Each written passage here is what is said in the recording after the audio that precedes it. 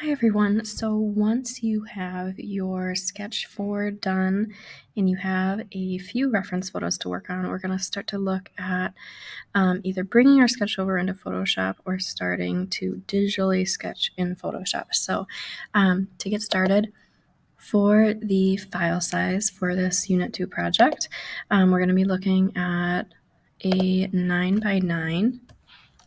So it's just going to be a square composition for this one. Resolution should stay the 300 pixels per inch. Same reminder as last time, make sure that you are on inches and that this hasn't shifted over to pixels or points. And then RGB color is good, white background is good, and then I'm going to hit create. Once I am into my document,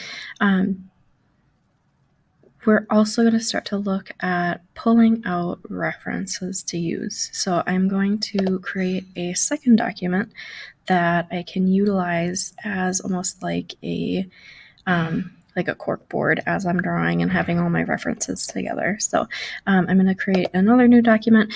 Since this is just going to be references, the file size or the document size doesn't matter too much. Since we already inputted that 9 by 9, I would say just keep that. And then to insert photos in, you're going to do File, and then it's going to be Place Embedded. You'll go to wherever you saved your pictures, and then you're going to select your reference. It'll insert in. Usually it does take a moment to load. And then I'm going to move these around. I'm going to scale these down a little bit so I have the three of them together on this one document. So I'm happy with placement on that one. And I'm going to place my next one.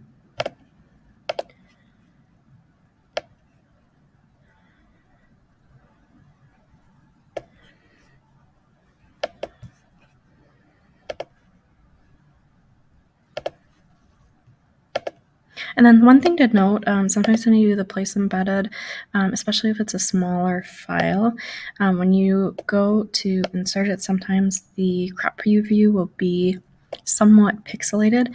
That's fine. Usually it clears out once you confirm its location, and that'll disappear.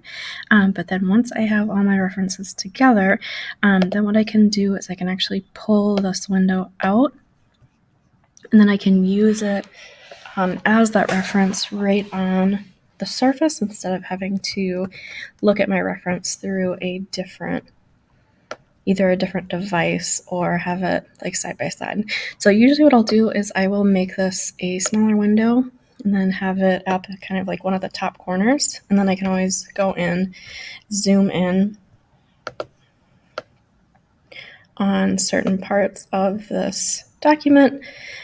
So as I start to kind of work through my references and pull those different components that I'm using, then I can move around as I need to and zoom in. And then for the working document that we're going to look at, we're going to start with essentially a sketch layer. So I want to give you an alternative. So if you are not quite loving sketching on paper and then moving it over into Photoshop, there's also the option of digitally sketching.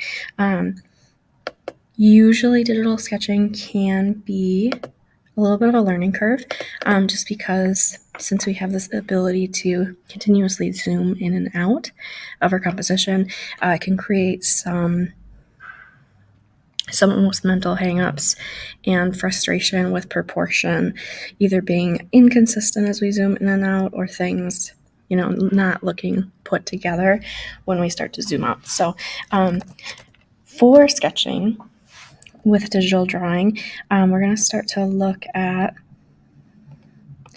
essentially kind of blocking everything out, thinking of a really loose, generalized sketch so that when we go in and then finalize outline and composition, it's more consistent. So what I would avoid doing on this initial sketch layer is zooming in, focusing on a part, and then zooming out. I would say keep your window pretty consistent. I would say I'd probably keep mine about here, and then I can still see my reference. And then what I'm going to start to do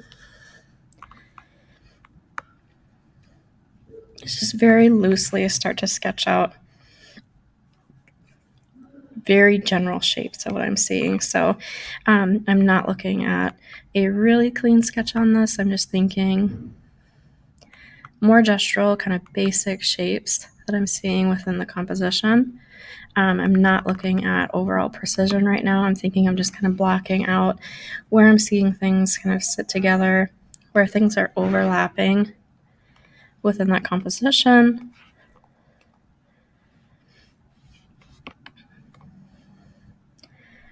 And I'm not being really precious with this one. I'm thinking of just kind of getting everything sized and scaled how I want it to, thinking of where things extend off the paper space, how things are sitting in relationship to one another. I'm not really focused on detail or all that much precision right now. I'm really just kind of thinking of what are those general shapes, those general spots that I'm seeing that I want to make sure are in my composition. And this is a layer where I would say be really rough with it. Don't be precious on it.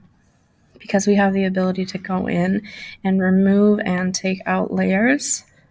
We don't really need to be precious on an initial sketch, because what we can do on later on is then add in a secondary layer and then finalize the sketch so that we have some workability. And then essentially with this blocking method, it allows us to essentially accurately represent what we see as far as overall proportions, overall information that we're seeing. Whereas if I go and zoom in and out quite a bit, as I go between kind of that zooming, usually our brain doesn't catch up with that size of the sketch constantly changing. So I would say keep it really consistent, because once we have this generalized sketch, then I can go in to those specific elements and I can go and look at those more detailed components, thinking of those smaller pieces that I see, and my proportions, sizing, scaling is already set. So I won't run into that error of having things be either skewed or disproportionate as I have my sketch develop. So that's my approach that I would recommend as you start working in. And then once you are happy with kind of your initial rough sketch, I would say make a new layer and then do your more finalized polished sketch over the top. All right, I think that's information that is good for today. Let me know if you have questions, but you should be good to go.